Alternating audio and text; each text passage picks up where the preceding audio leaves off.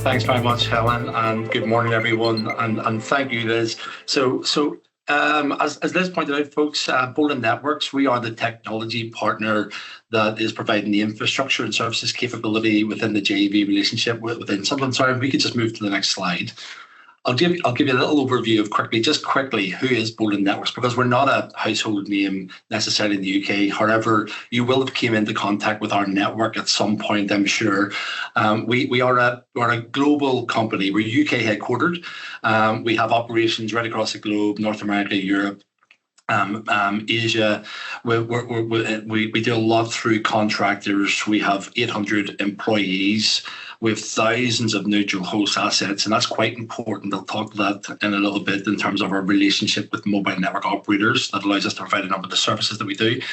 And as I said, you probably have came in contact with our network. We're probably most known in the UK for the work that we're doing on the London Underground. So we are the company that's providing 4G and 5G cellular coverage on the London Underground TfL estate. So if you've been on a tube and you've got connectivity, that's Boldyn that's effectively providing that. That's £1 billion investment, something that the mobile operators could not have done themselves, and therefore they need a company such as Boldyn Networks to come in with the capital to be able to deploy that infrastructure and seek a return over time.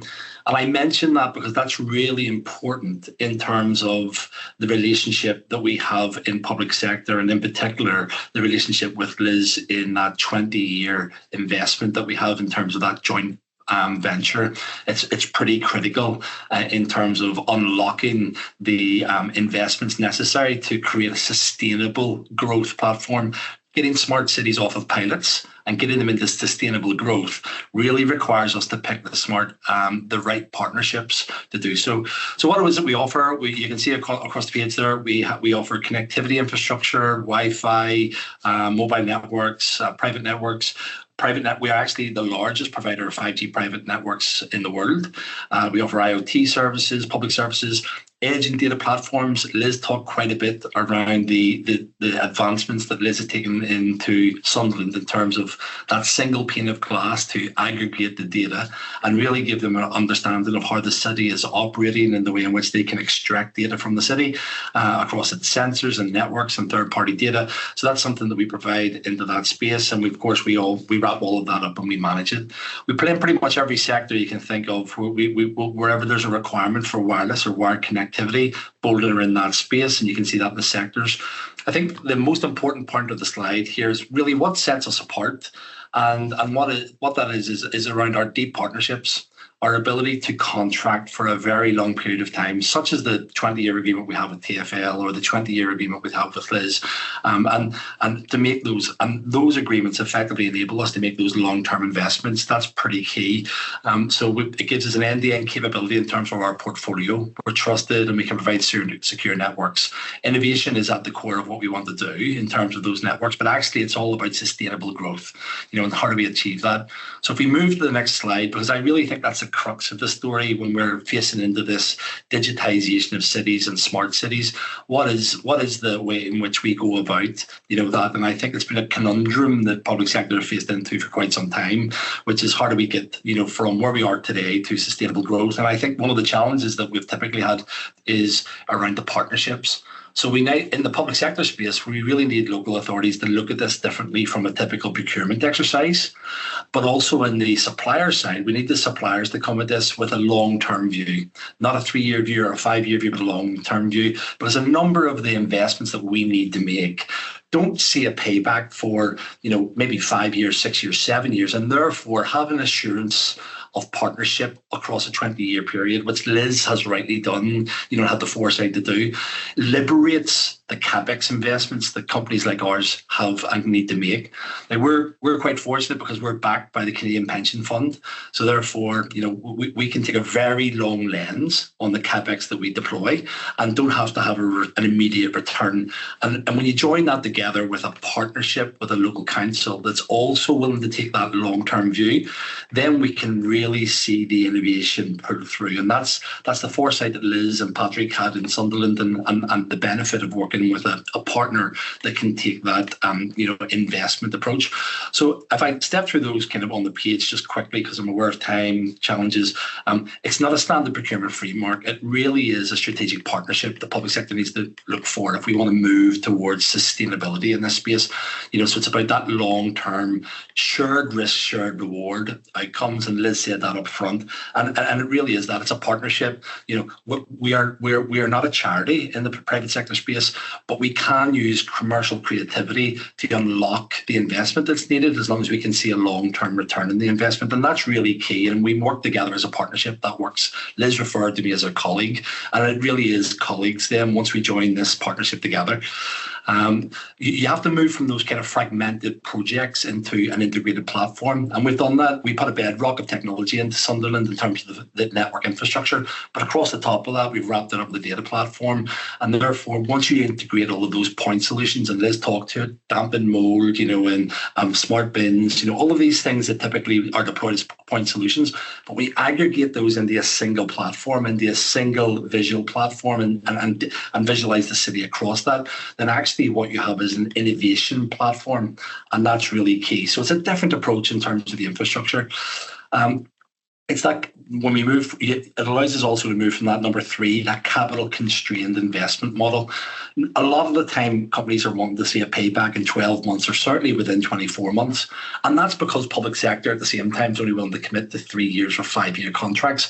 So both parties need to lean in if we want to do something different, and what we've found out over the years is, without that, we just get stuck in the same position.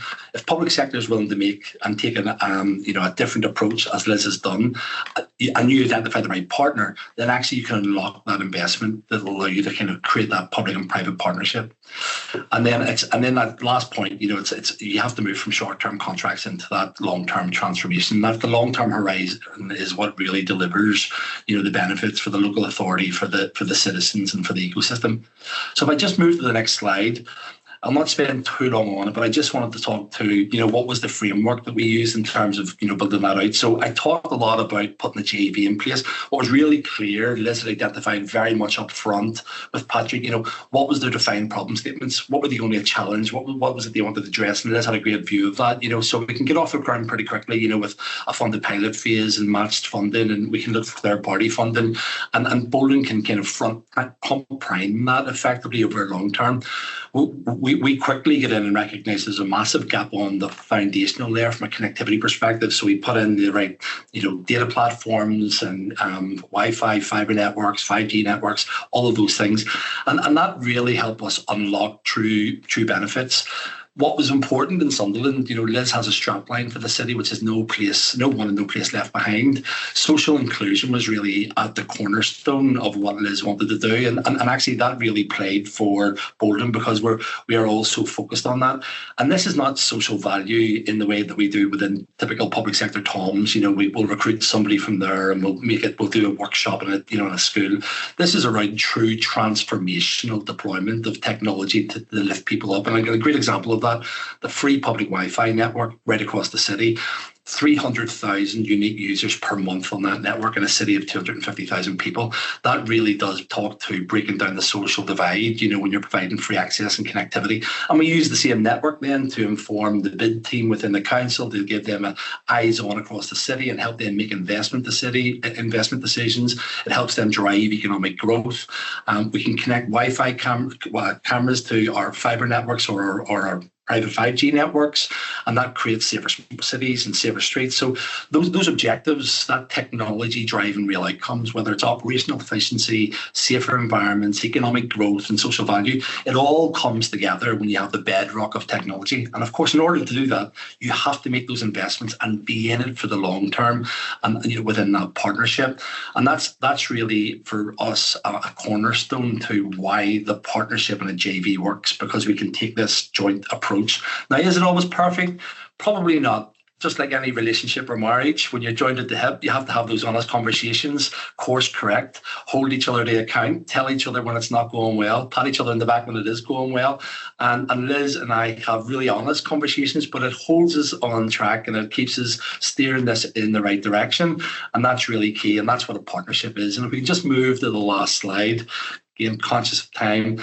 When I boil it all down, for me, what are we saying? We're saying, if you take data connectivity, so you take the connectivity that we built in through Sunderland and we overlay across the top of that a data platform, the ability to visualize the city and integrate all of those solutions so we're not running point solutions across the city, and we therefore wrap a service integration around that.